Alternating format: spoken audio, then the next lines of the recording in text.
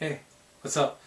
And I said in my last video that I was going to do a top 10, but there's something I wanted to do first. Some news had come up. Apparently, and I didn't even know this, the NES, Nintendo Entertainment System, is now 30 years old. We're all old. Yeah, and I know a lot of people are doing it, but I wanted to do mine.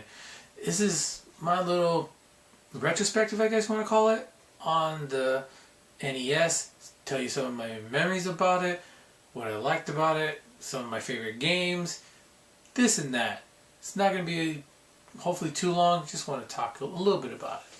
So, I did not get the original NES back in '85. I was really little, didn't even have any idea what these things were.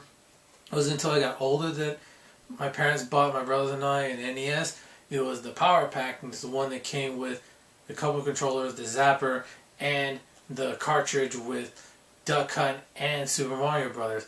And of course, anybody who has played Super Mario Brothers has that opening theme song just seared into their mind, just completely in there, never going to go away.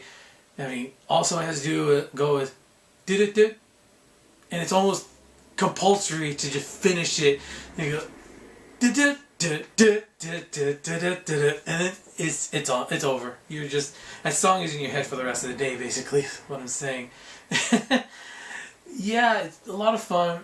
You know, when I was little, I never beat the game, the original Super Mario Brothers, and it wasn't until much later that I beat the game. But the original one, since I was very little, I didn't really know how to play, and it was just one of those games that, of course, everybody played, but you didn't. It was the game that really we cut our teeth on, and it introduced a lot of people to gaming. And if it wasn't for the NES, we wouldn't even have our Wii's, Xboxes, PlayStation, all that. And because of the NES, now gaming is a worldwide phenomenon. I mean, we probably would still have gaming, but it would just be in the arcades. And even the arcades, they probably would have died at some point in the new millennium. So, and we have a lot, those of us who play games, who like playing video games, we have that little gray box to thank for it. So yeah, that's if you live in the States. I know in other places they're different, but I'm an American, so I only can talk about the NES that I know. So, the thing about the other game on that cartridge I thought was fun, the Duck Hunt, and it's one of those games, it's just, once you start playing it, it gets pretty addicting, especially when you get pretty good. I mean, I don't know if anybody watches the Fine Brothers, but they had teens play the original Duck Hunt, and some of them were pretty good, and you can tell they're just like, alright, I'm getting into this, oh, where is it, and then they're having fun, and it's just one of those games that just hooks you. And of course, all those teens, when they first played, they said something that all of us who have played Duck Hunt for any length of time have said. He goes, I'm going to shoot that dog. Yeah. Guilty. I said that. And I like dogs. But I was like, I'm going to shoot that stupid dog for laughing. Yeah. A lot of fun. And speaking of fun, probably my favorite game on there, if not one of my favorites, if not my favorite, I guess I should say, is Super Mario Bros. 3. Now, for those of you who don't know, the younger people watching this, oh man, I sound really old. Yeah, back in the day, we had brick and mortar places called rental stores where you could rent movies and video games. This is where a lot of us played video games because they were $40, $50 back then. As the price hasn't really changed, but back then $40, $50 was a lot different than $40, $50 now. So those sort of places where you could rent games were kind of a great place for us, because like, oh, I could try the game, I can play it, maybe if I'm good enough I can beat it over the weekend. And it's also one of those things that if you rented the game, you would find a game that you thought may be good, but then it's like, oh, this game kind of sucks. And that for me was Dick Tracy. I rented Dick Tracy at one point after the movie came out, and then I was like, oh man, I hope the game is good. The movie's kind of fun, but the game kind of sucked. So I was like, oh yeah, glad I rented it before thinking about buying it. And one of the games that I really enjoyed playing after when we rented it was Super Mario Bros. 3. Of course, everybody has great memories of Super Mario Bros. 3. Fun game, and again, the addicting soundtrack. Yeah, it's just those things, those games get in your head. The music, especially, it's kind of fun. That's one of the things I like about gaming is the music. When you have really good music, it brings you into the world, and I like Super Mario Bros. 3 a lot of fun.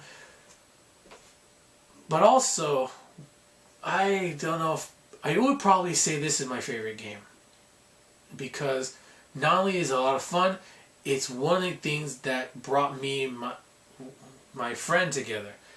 I was, full discretion, I was not very popular when I was young. I had a lot of people hate me, and so when I was young, my friend and I, well, I'll never name drop him. His name's Ryan. We started bonding because we were both a little weird, a little crazy, and then we both started playing video games. And it was one of these, we would lend each other games, and we check them out, play them. Oh, this is cool, and we would get together as well and play them together, and it was so much fun. Teenage Mutant Ninja Turtles 3, The Manhattan Project, probably my favorite game on the NES, probably even better than Super Mario Bros. 3, because of those memories with my best friend, with Ryan, just trying to play this game, beat it. We got so far, and after a while, he told me once, I had trouble beating this game by myself, really can't do it. You want to try it? And I said, sure. He said, you just give it back to me when you either want to give up or beat it. And I had the game for like 4 weeks, probably, almost a full month. And after a while, I just kept getting better and better. And then one day I finally beat it. I was like, yeah, beat it. That's right. I'm the man, baby. And then I was so happy I beat that. And yeah, that's one of the things. Those games were difficult back in the day. And when I finally beat it, it was like, yeah, vindication. And I returned to him and I told him, yeah, I beat it. And he asked me how it was. And I told him. So I don't know if he went back to play it and beat that game as well. I hope he did. Ryan, if you're watching this, I hope you beat that game. But then again, those games back in the day as well, they were, because there was no internet, no downloadable content, none of that other stuff, one thing that was used to extend the life of the game, the gameplay, how many hours you spend playing the game, was just to make it insanely hard. And those games they just haunted us. Like, be gone from me, foul demon! And for me, I noticed that there are 2 series. And if you played one, that was the series that haunted you. And if you played the other one, that was the series that haunted you. It was either Ninja Gaiden or Castlevania. There were a trilogy on the NES. And yeah, you either played one or the other, basically. I've not really known anybody who's played both of them when they were new back in the NES days. So for me, it was Ninja Gaiden. I played 1 and 2, and man, these games were so hard, but they were good. They were so good. The gameplay, the music, the side-scrolling aspect of it, they're so good. But earmuff the kids for this one, okay? The only problem is, I'll wave you back in. The only problem with these games is they were cock-smashingly hard. Jesus Christ, they were fucking hard. Alright, come here. Yeah, these games were so difficult, and it was like, it just frustrated the hell out of me when I was a kid. And, I only rented them, so I only had a weekend. Sometimes I rented a second time or a third time, and I still couldn't beat it. And it was like a demon or a monkey on my back, just like, get off of me. And yeah, it was a game I never beat when I was a kid. Super Mario Bros. 3 I didn't really beat until I played it on the Game Boy Advance or Game Boy Color, one of those. But Ninja Gaiden, I didn't beat that game until I downloaded it onto the Wii from the Virtual Console many years later. Like, yeah, it was just, okay, I gotta beat this game. Gotta rid this demon off my back. Just get it off me. So I finally went back and just kept on playing and playing. But if it wasn't for that original NES, I wouldn't be wanting to just go back. I have to beat this game. And it puts you in this mentality of me versus the game. And that's one thing that if it's a really good game, it can make you feel in a good way, because you feel like you are the character and you are the one on the adventure. That's what the NES for a lot of us is. It's what made us like playing video games, and it was one of those systems that was just a lot of fun. But yeah, those games haunted me. But then when I finally beat them, I was like, yes, vindication. I could probably sit here and talk all day about this, but I do remember one thing is that I skipped the generation after that. So it was the NES that got me to play games, and then I went more to the arcade after that. And it wasn't until the N64 that I got back into console gaming. So yeah. But that original NES still holds a lot of memories of me playing with my brothers. I remember one time, this is a great memory with my brothers and I. My brother and I, we rented Rampage, and it was just one of those games that just did not end. And we were just playing on and on and on and on. It was like day 200. And I was like, does this game end? And my brother was like, I don't know. But we got really good at it because we had a strategy how to beat it. And then our pop was just like, all right, that's it. You got to stop playing. You got to go to bed now. And classic kids, we all probably did this as kids. You know, can we play one more and that's it? And our papa said, okay, one more and then that's it. You got to go to bed. So we played that one more level. We beat it. And we totally kicked butt on that. And then, just like we told our pop we would, we turned it off and went to bed.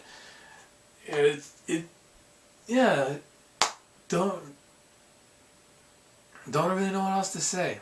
A lot of fun, and thank you to the NES for getting a lot of us into gaming, and even as a casual or semi-hardcore way, because these things can be fun, and that's the thing. When they're fun, they're great. When they're a lot of fun, you just have good memories, whether it's with your family or your friends, or even sometimes just playing a good adventure in a single player. So, yeah. Let me know what you think. What was your favorite NES game? Okay, what's your favorite NES game? What are some of your favorite memories from playing the NES? Let me know. I'm kind of curious. So, yeah, next time I will do a top 10. But until that time, take care.